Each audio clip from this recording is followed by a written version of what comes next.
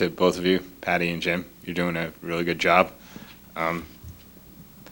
But I have to just throw these questions out. I'm not sure who wants to take them, Matt, the chairman, Hall, Michael, Mylone, or whomever, but I just have to put these out there.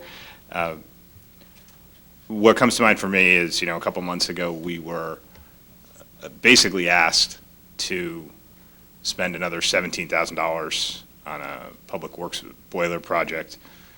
And when people come back to the council, it's a little bit frustrating asking for more money. So I just have to ask 3 questions. If it is even possible to answer these questions here, I'm not really sure. So maybe feel free to just cut me off.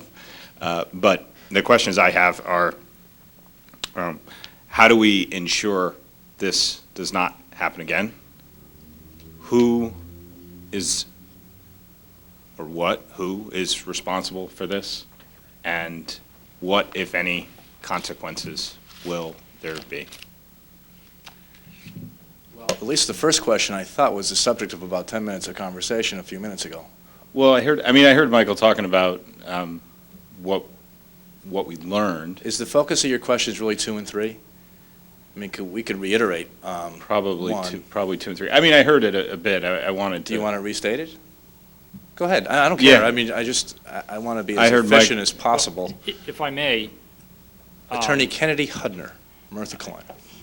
With the in response to question 1, Councilman, as we discussed in the hallway before the beginning of the meeting, no one in this room can guarantee you that the next project will be trouble-free.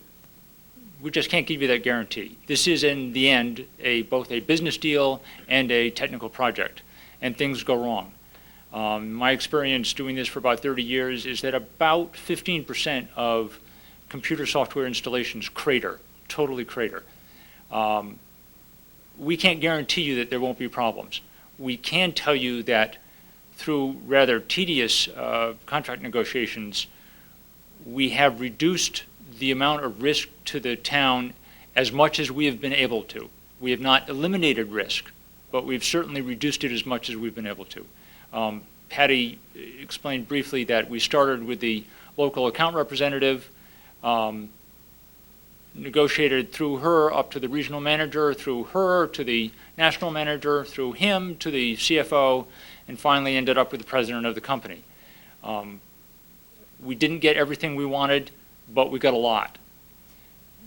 That's the first question. The second and third questions, I can offer to every member of the council that I can speak to you privately outside of a meeting and explain to you what has happened, what didn't happen, and why.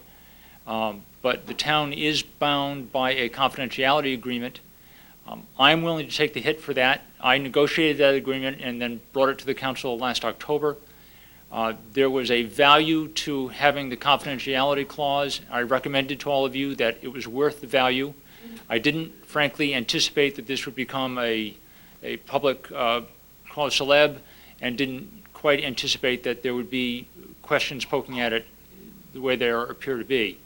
At the time, my motivation for recommending the settlement that we entered into was simply it would save the town a lot of money. And at the time, that value seemed to be worth it.